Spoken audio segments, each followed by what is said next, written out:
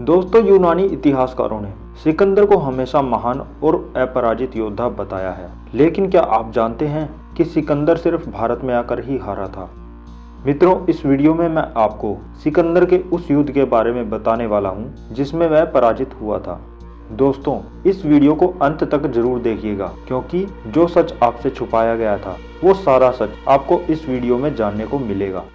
मित्रों, सिकंदर को भारत में महान बताया गया है, जिसके चलते यह कहावत बनी है कि जो जीता वही सिकंदर। लेकिन क्या आप जानते हैं, जब उसका सामना पोरस साम्राज्य के शासक पुरु के साथ हुआ था तो क्या हुआ था। मित्रों, ये सब तो मैं आपको इस वीडियो में आगे बताने वाला हूँ। उससे पहले आप यह जान लीजिए कि वह इतना बड़ा शासक कैसे बना। उसने अपने पिता की मृत्यु के बाद ही अपने सौतेले और चचेरे भाई को भी मार डाला। इसके बाद ही वह यूनान के मैसेडोनिया की गद्दी पर बैठा। जैसे ही सिकंदर ने ईरान के पारसी राजा दारा को पराजित किया, उसने वहां पर सारे सांस्कृतिक और धार्मिक स्थलों को भी नष्ट कर दिया। ईरान के पारसी राजा दारा को हराने के बाद से ही वह विश्व विजेता कहलाने लगा था। सिकंदर इसके बाद भारत की ओर बढ़ा। उसने भारत की सीमा में पहुंचते ही सीमाओं पर स्थित छोटे छोटे राज्यों पर हमला करना शुरू कर दिया। अश्वायन एवं अश्वकायन की वीर सेनाओं ने कुनात, स्वात, बुनेर और पेशावर में सिकंदर की सेना को भयंकर टक्कर दी। मत्स्यराज राज्य में तो महिलाओं ने भी उसके खिलाफ युद्ध लड़ा था, लेकिन धोखे से वार करने वाले यूनानियों ने मत्स्यराज राज्य के सामने संधि का नाटक करके उन पर रात में हमला किया और उस राज्य के हर नागरिक को तलवार से काट डाला। यही हाल उसने अन्य छोटे राज्यों में भी किया था। मित्रता संधि की आड़ में अचानक उसने कई राज्यों को बंधक बना लिया था और भोले भाले भारतीय उसकी चाल का शिकार होते रहे। उसने गंधार और तक्षशिला पर भी हमला कर दिया था। लेकिन अब आगे सिकंदर का सामना पोरस के सम्राट पुरु के साथ होने वाला था। पुरुवंशी महान सम्राट पोरस का साम्राज्य विशालकाय था।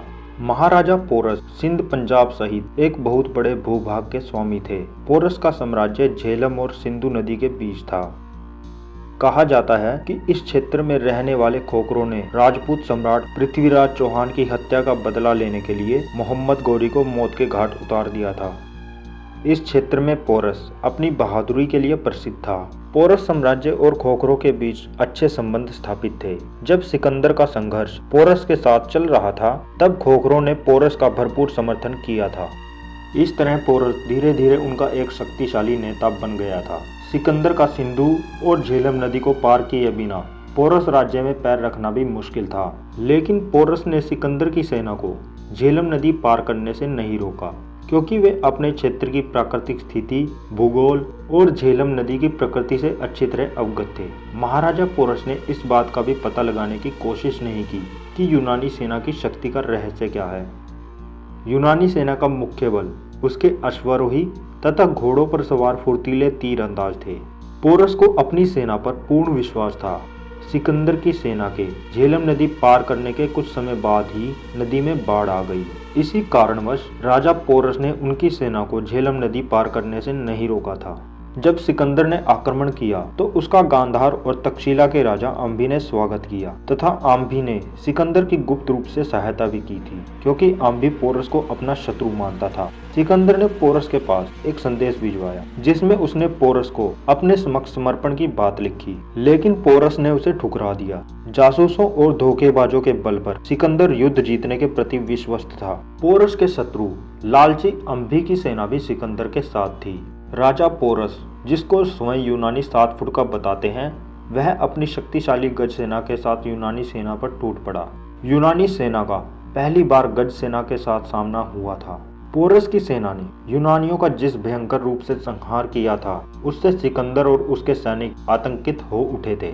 भारतीय सेना के पास विदेशी को मार भगाने की हर नागरिक की हट शक्तिशाली गज सेना के अलावा कुछ अनदेखे हथियार भी थे, जैसे 7 फुटा भाला, जिसमें एक ही सैनिक कई शत्रु सैनिकों और घोड़े सहित घुड़सवार सैनिक को भी मार सकता था।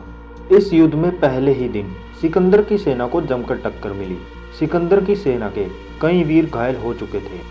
यूनानी सेना के कई वीर घायल होने के बावजूद भी सिकंदर अपनी हट पर अड़ा रहा और वह अपनी विशिष्ट अंगरक्षक व प्रतिरक्षा टुकड़ी को लेकर युद्ध क्षेत्र में घुस गया।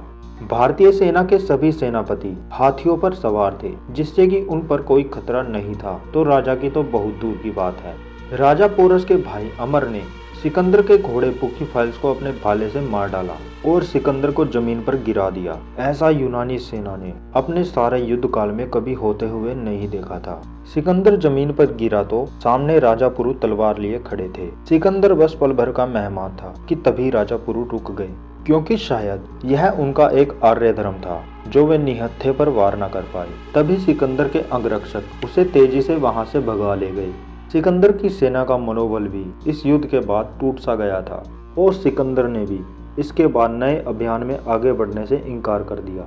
यूनानी सेना में विद्रोह की स्थिति पैदा हो रही थी, इसीलिए सिकंदर ने वापस जाने का फैसला किया। सिकंदर की सेना सिंधु नदी के किनारे पर पहुंची तथा घर की ओर जाने के लिए पश्चिम की ओर मुड़ी। सिकंदर ने सेना को प्रतिरोध से बचने के लिए नए रास्ते से वापस भेजा और खुद सिंधु नदी के रास्ते गया, जो छोटा व सुरक्षित था। भारत में शत्रुओं के घुसने के उत्तर पश्चिमी दो ही रास्ते रहे हैं, जिसमें सिंधु नदी का रास्ता कम खतरनाक माना जाता था। सिकंदर अहंकार में आगे तक घुस गया, जहां उसकी पलटन को भारी क्षति उठानी पड़ी। पहले ही भारी क्षति उठाकर यूनानी सेनापति अब समझ गए थे कि युद्ध और चला तो सारी यूनानी सेना मारी जाएगी। इसी कारण सिकंदर वापस भागा, लेकिन उस रास्ते से नहीं भाग पाया जहां से वह आया था, और उसे दूसरे खतरनाक रास्ते से गुजरना पड़ा, जिस क्षेत्र में प्राचीन जाट निवास करते थे, जिसे आज का हरियाणा कहा जाता है, और उस समय इसे जाट क्षेत्र बोला जाता था।